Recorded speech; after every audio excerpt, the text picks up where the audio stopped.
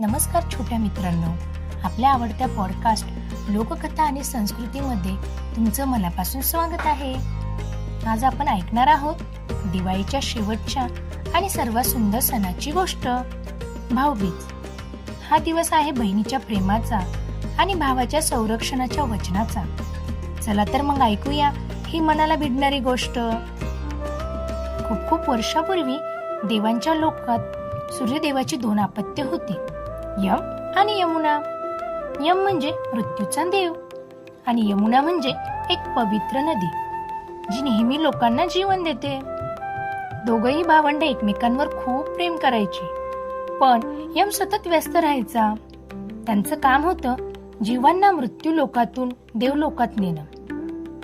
यमुना रोज त्याला भेटायला बोलवायची आणि म्हणायची, दादा, एक दिवस तरी माझ्याकडे ये, माझ्या घरी जेवायला बस. पण यम दरवेळी म्हणायचा, यमुना, वेळ नाही ग, लोक माझी वाट पाहतायत. असं बऱ्याच वर्षापर्यंत झालं. शेवटी एके दिवशी यमच्या मनात आलं, बहिणीला भेटलोच नाही इतक्या वर्षात, आज जावंच. तो गेला यमुनेच्या घरी. यमुना आनंदाने रडली, त्याला हार घातला, आरती केली आणि म्हणाली, दादा, तू आलास हे माझं भाग्य आहे. आज मी तुला माझ्या हातचं जेवण देणार. यम प्रेमाने बसला. यमुनेने त्याला पान वाढलं. त्यात तुपातली पुरणपोळी, आमटी, भात, लाडू होते. जेवण झाल्यावर यमुना म्हणाली, दादा, मी तुझ्याकडे एक व्रत मागते.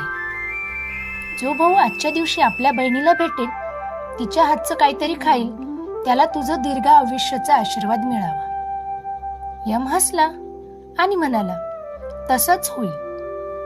आजचा दिवस तुझ्या नावाने ओळखला जाईल आणि त्याला म्हणतील भाऊबीज.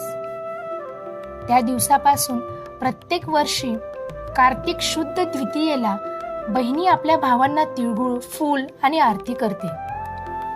भावंड गिफ्ट देतात, पण खरी भेट असते प्रेम, जिव्हाळा आणि काळजी. भाऊबीज आपल्याला शिकवते, नातं टिकतं ते शब्दांनी नाही, तर हृदयाच्या जिव्हाळ्याने. तर छोट्या मित्रांनो, ही होती भाऊबीजेची गोष्ट, बहिणीच्या प्रेमाची आणि भावाच्या संरक्षणाच्या वचनाची. पुढच्या भागात आपण ऐकूया आणखी एक सुंदर सण आणि त्यामागची लोककथा.